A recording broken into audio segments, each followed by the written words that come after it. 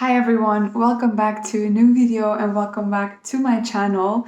Today another talk video where I sit down with you to discuss a really important topic when it comes to understanding our mental health and anxiety, which is high sensitivity. And I've never really talked about this before, but more recently it's been becoming more and more clear what the link is between high sensitivity and anxiety and DPDR. And so I wanted to share some insights with you today on how people that have high sensitivity could actually be dealing more with themes like anxiety, DPDR, where that can come from, but also how to deal with that and actually how to live towards a more peaceful state of mind with your high sensitivity. And so, what is high sensitivity? High sensitivity is a neurodivergence, like ADHD, for example, in which your nervous system just feels a lot more than a normal person. So that means that you can feel emotions so much more deeply, but that you also can feel very overwhelmed. And so I've listed a few characteristics of high sensitivity, just so that you can get a little bit of an understanding what high sensitivity is. High sensitivity, so some characteristics of high sensitivity are feeling very easily overwhelmed. So when you have a lot of tasks to do, when there's stress, just feeling like you can't cope, like you can't deal with it, feeling very easily overwhelmed. People have often called you high sensitive, so they've often either in a positive way, either in a negative way, said, "Oh, you're so sensitive." Um, you can tend to avoid stressful situations just because you know they will overwhelm you. By the way, not just recently if you've been struggling with anxiety, but just in general in life, you've never been someone that thrives on stressful situations. You also are overwhelmed by crowds, for example. So when you're in high crowds, you can feel overwhelmed or dissociated a little bit. That's also a trait of it. So you can be extremely deeply emotional. You feel a lot, which means that you can feel a lot of love for people. You can feel overwhelmed by love, by happiness, by joy, but you can also feel a lot of pain. And for example, that brings me to the next part. People that have high sensitivity often are very easily influenced by violence on the news or media or in the world. They can actually carry that with them to bed, into their day. They can crawl into the skin of other people and feel their emotions, which makes them extremely empathic, which is great, which is actually one of the high sensitive person's superpowers, is that they can be extremely good in feeling into other people's emotions when that's necessary, when that's useful. For example, people that are psychologists or therapists or do work with people, in that case, high sensitivity is a superpower. But on the other hand, it can also mean that when you watch the news, you can literally feel the pain of the people through the screen. And that's also why it might impact a highly sensitive person more than another person. Um, so, like I said, I think I've listed pretty much the most important aspects of high sensitivity. I've always questioned if I'm a highly sensitive person because I pretty much have almost all of these traits, I would say. I very much easily feel overwhelmed. I very much can feel into other people's emotions, but either I don't have it, either I have it, but I've really learned to manage it because, yeah, maybe it's a bit of a spectrum here, but I definitely can resonate with a lot of these symptoms.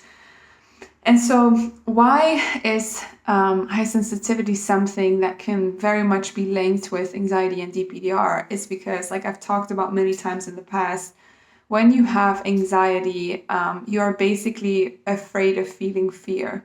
You're afraid of feeling sensations of anxiety. And when you're so afraid of them, you can also literally disconnect from them because dissociation, so DPDR, is a way of your nervous system protecting you from something that feels so overwhelming or unsafe, but you can't run from it. So a lot of people, like when you struggle with DPDR, you are very likely to be scared of feeling your emotions, to not be like to not feel safe in your own body, in your own mind, because you feel either you just experience such intense emotions that you don't know how to process, or you've had some trauma that your nervous system is protecting you from. But when it comes to highly sensitive people, what I've noticed is that when you are highly sensitive and then something happens, some type of trauma that makes you feel even more, then it can feel so overwhelming, so incredibly like you're blown over with emotions that you don't know how to cope with them. And so you get scared of your emotions, you get scared of feeling them. And this can either be a built-up throughout your life, or this can be something that is caused by a traumatic event, like I just said. And so there's a few causes that can make your high sensitivity actually really contribute to your DPDR. One is that you've never really been taught how to deal with your high sensitivity, how to deal with feeling intense emotions. And so when they come up, you feel lost, you feel out of control. And so that's when you start fighting them, you start getting anxious about them. And then maybe that even leads to having DPDR. So not knowing how to deal with your high sensitivity or just the intensity of your emotions sometimes.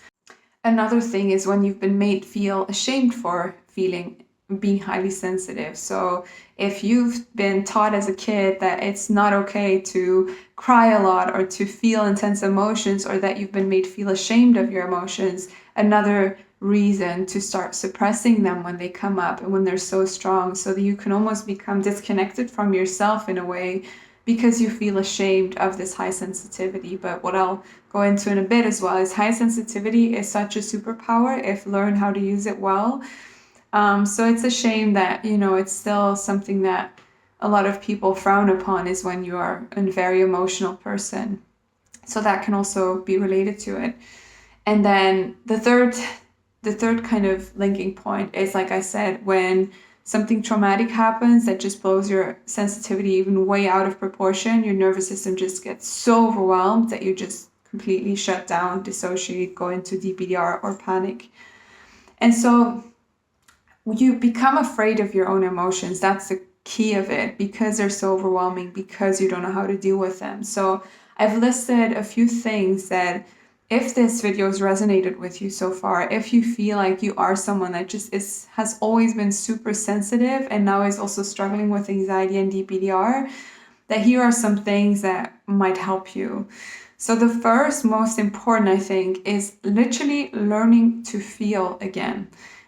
Which might sound easy, but is kind of simple sometimes, complicated sometimes, because you can feel so many emotions that are so overwhelming that it's like, where do I even start? So again, mindfulness and meditation is amazing for that, to learn to sit with your emotions, learning to breathe through them instead of disconnect from them or distract from them, to actually learn to be in the presence of these overwhelming emotions, kind of seeing it like, if you're a person that's very sensitive to cold more than someone else, then exposing yourself to that cold over and over again in the beginning is going to feel colder than for a person that is more resilient to it. But you can still build up that resilience towards the cold, and you can do that with emotions as well, through meditation, just being in the presence of your emotions, breathing through them, expanding your comfort zone with them. So literally making space for your emotions is a good term to word it, that when you feel something overwhelming come up, instead of shutting down and running away, to just open your body up, like actually open up your chest, start breathing more deeply, and try and almost symbolize that you are actively making space for the emotion to be here, and to learn to reconnect to it, to learn to feel it again. And even though it's overwhelming, to anchor yourself in the fact that you are here, you are still breathing. It's an emotion, it's an intense emotion, but it is something that you can handle.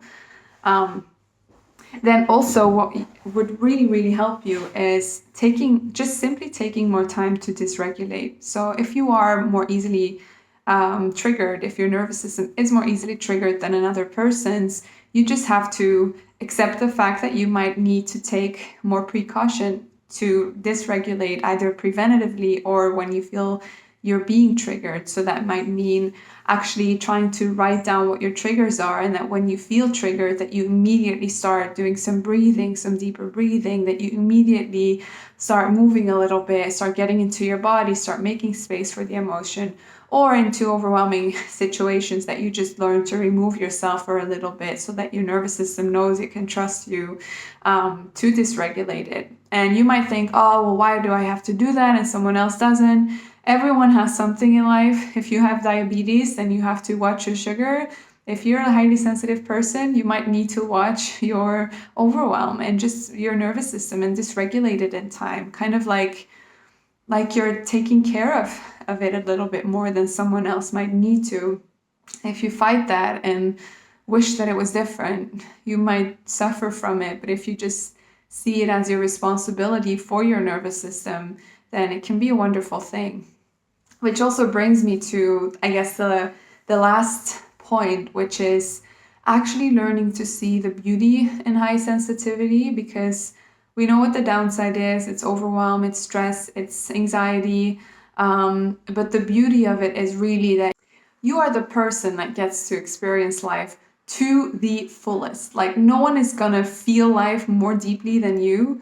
And so if you can learn how to feel comfortable in the midst of the overwhelm and say yes to it, then you can have such a deep, beautiful, meaningful experience of life. You can actually learn to listen to your intuition, listen to your emotions.